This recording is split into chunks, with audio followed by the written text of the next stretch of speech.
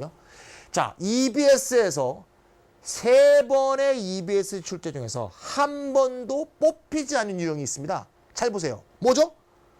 목적, 지칭, 추론, 분위기, 심경. 요 4대 문제 유형입니다. 목적과 지칭, 추론은 어때요? 지문이 짧아요. 지문이 짧다고. 딴 문제로 바꾸면 문제가 좀 우스워져요. 예, 보통 1점인 경우가 많죠. 목적은 또 지문도 단순하죠. 그래서 이런 경우는 유형 변경이 매우 어렵습니다. 지문 수준도 낮고 지문도 짧고. 따라서 우리가 EBS 문제를 풀 때 목적과 지칭 추론은 그냥 슬슬슬슬 읽던가 복습할 때 빼버리셔도 될 것 같다. 이런 얘기입니다. 분위기와 심경은 문장의 문단 자체, 유형 변경 자체가 어렵죠. 유형 변경을 못하죠. 분위기 심경 문제는 되게 수필 지문이기 때문에 또 자기가 당한 일을 말하기 때문에 이건 다른 유형으로 바꿀 수가 없습니다. 지문이 짧을 뿐만 아니라 지문 수준은 굉장히 높죠. 이건 지문 수준이 쉽지만 얘는 지문 수준이 높은 반면 다른 유형의 변경이 어렵기 때문에 역시 이거는 복습해서 제껴도 되겠습니다. 이 4개에서 지문 유형이 바뀌어서 문제 유형이 바뀌어서 출제될 가능성은 매우 낮다. 나와봤자 한 문제 정도지 매우 낮다. 거의 안 나올 가능성이 높다는 거고요. 장문 독해는 사실 장문 독해를 단문 독해 문제로 바꿀 수는 없죠. 왜? 2문단으로 3문단으로 문장 글의 완성도를 갖고 있는 문장을 뚝 잘라서 한 문단만 딱 빼낼 수는 없는 거죠. 그래서 장문 독해는 단문 독해 문장으로 변형하기가 어렵습니다. 그래서 출제가 좀 덜 되는 건데 요 4개보다는 나름대로의 출제 가능성도 있어요. 왜? 장문 독해를 그냥 장문 독해로 또 낼 수도 있어요. 근데 교수 입장에서 좀 부담스럽죠. 긴 지문을 또 똑같이 냈다는 것 자체가 니들 자식아 출제한 거야 뭐 할 거야 욕먹을 수 있기 때문에 그런 부담이 되는 것 같아요. 출제자 입장에서. 그래서 이것도 장문독 출제할 때 지문으로 뽑을 가능성이 매우 낮다. 마지막으로 내용일치 불일치는 대부분 설명문이거든요. 설명문도 이런 유형이나 이런 유형으로 바꾸기는 만만치가 않습니다. 따라서 설명문적 성격을 있는 내용일치 불일치도 지문을 뽑을 가능성이 매우 적다. 뭐 예를 들면 말이죠. 뭐 오은서는 한국의 산악인이다. 뭐 14자를 올랐는데 칸첸 중가가 의혹이 되고 이런 거는 뭐 모르는 문장으로 바꾸겠어요. 지문 제목으로 바꿔봤자 오은선의 의혹이죠. 그거 누가 틀려?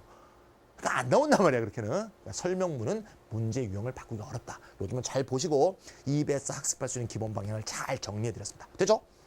자, 그 다음 편은 뭔가 하면 그러면 이렇게 EBS 지문을 뽑아서 어떤 유형으로 바꿨느냐? 어떤 유형으로 바꾸느냐? 요걸 한번 보도록 합시다. 어떤 유형으로 바꾸느냐?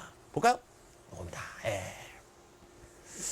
슬쩍 얼핏 봐도 비슷하죠. 좀 전에 봤던 표하고. 아까 그 표 또 아니야? 아니에요. 아까 표는 이거고요. 다른 표예요. 다른 표죠? 다른 표인데 비슷해 보이죠? 오버뷰 좀 나오고 빈칸 연결서와 빈칸 나와주고 어법어휘 나와주고 문단의 논리구 좀 나와주고 도표는 도표로 그대로 냈고 지시대명사 아까 별로 중요한 거 아니라 그랬죠? 여기까지가 다 똑같죠. 제가 아까 얘기했죠? 이 유형은 이 유형으로 바꾸고 싶고 이 유형은 이 유형으로 바꾸고 싶고 어법어휘는 어떤 경우에나 어떤 문제로든지 바뀔 수 있고 잘 보시면 어법 어휘 문제 같은 경우에는 특히 뽑기도 좋고 내기도 좋은데요. 어법 어휘의 경우에는 다른 독해 문제하고 완전히 유형이 다른 거죠. 사실 뭐 독해 포함되어 있지만 어법 어휘 독해는 사실 유형이 완전히 다른 거잖아요. 그러니까 어법 문제로 나왔던 거는 빈칸으로 바꾸건 주제 요제로 바꾸건 비슷한 유형의 지문으로 바꾼 게 아닌 거죠. 주제를 제목으로 바꾸거나 제목을 요제로 바꿀 수는 없잖아요. 그래서 기본적으로 빼오기도 잘하지만 또 바꾸기도 쉽다는 거고요. 특징적인 건 뭔가 하면 내용일치입니다. 내용일치 2문제가 다 EBS 지문이 그대로 출제됐다는 거죠. 6월과 9월. 이건 뭡니까? 제가 정리해놨습니다. 내용일치는 추출하기는 어려우나 출제하기는 쉽다. 네, 추출하려고 딱 보면 그냥 시시껍절한 설명문인 경우가 많죠. 근데 EBS에 나와 있는 모든 지문은 다 실제로 대부분의 경우 내용일치로 만들 수가 있죠. 네, 조금만 설명문적 요소가 갖춰져 있다면. 논설문이라 하더라도 예증된 부분이나 실험 결과가 자세하면 그거 다 빼다 쓸 수 있거든요. 그래서 내용일치는 추출은 어렵지만 출제는 쉽다는 거. 출제했다 하더라도 한번 본 지문이면 쉽게 접근할 수 있다는 거. 이렇게 해서 큰 경각심은 안 가져도 됩니다. 다르게 한번 정리해 본다면 1번. 추출된 문제 유형과 비슷한 구성 상태를 보인다. 아시겠죠? 서로 상보적 관계에 있다 그랬어요. 어휘 어법 문제는 EBS에서 거의 출제된다. 이번엔 좀 심했어요. 어법 두 문제와 어휘 두 문제, 네 문제가 전부 EBS에서 나왔던 지문입니다.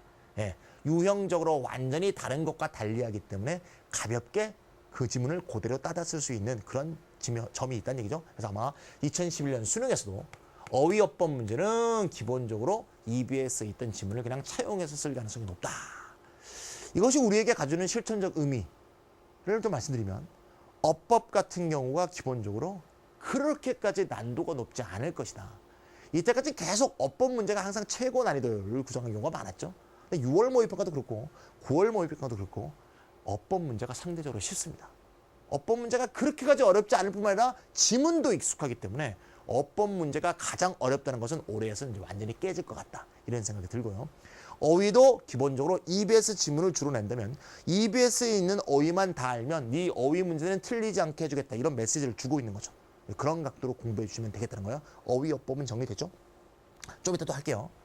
도표가 연속 출제되었다. 하지만 지문은 100% 다르기 때문에 도표만 익숙한 거지 나머지는 별로 도움은 안 될 것이다. 이렇게 보시면 되겠습니다. 여기까지가 어떻게 출제됐는가에 대한 얘기다. 이렇게 볼 수가 있습니다.